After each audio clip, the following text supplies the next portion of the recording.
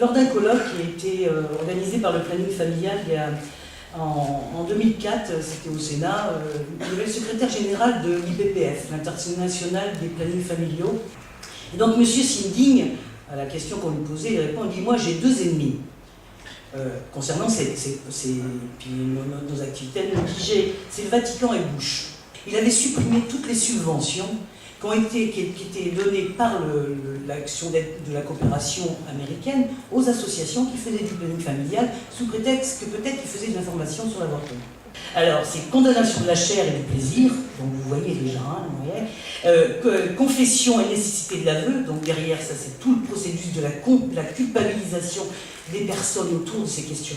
Là, et particulièrement les femmes, et réglementation du mariage, hétéro bien sûr, et objectif de procréation. Donc voilà, vous avez le cadre, effectivement, et vous comprenez pourquoi ça va être compliqué avec le mouvement des femmes en 1968. Parce qu'effectivement, autour de le féminisme français, c'est quand même beaucoup construit autour de cette liberté à disposer de son corps et de faire du privé en disant que le privé est politique. Et là, on voit bien que ça va être compliqué. L'histoire d'amour entre la religion et le féminisme, du moins la française, et son histoire sera très très compliquée. Sur 37 pays européens, dont toute l'Europe occidentale, mais aussi un peu élargie aux pays de l'ex-Union soviétique et puis un peu aux pays du Balkan, ils ont recensé à peu près presque 500 associations anti-choix.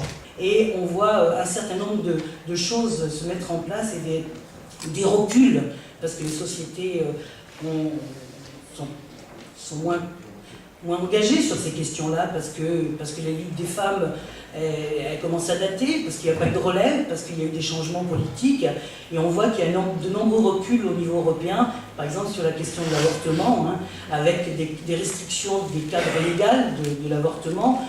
Sur l'islam, c'est plus, on retrouve autour de ces questions, les questions qui sont les nôtres, sur l'accès à la contraception, l'avortement et le droit sexuel, vont plus, il va y avoir une espèce d'œcuménisme religieux, on l'a vu dernièrement justement autour de la CSW, qui est la commission du droit des femmes, qui a lieu tous les ans à New York, et qui examine effectivement l'avancée des droits, et autour d'un texte sur les violences.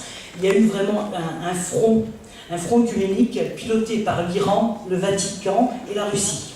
Parce que le droit à la vie signifie que la vie d'aucune femme ne devrait être mise en danger en raison d'une grossesse prévue ou non, ou par manque d'accès aux services de soins de santé. Voilà, merci.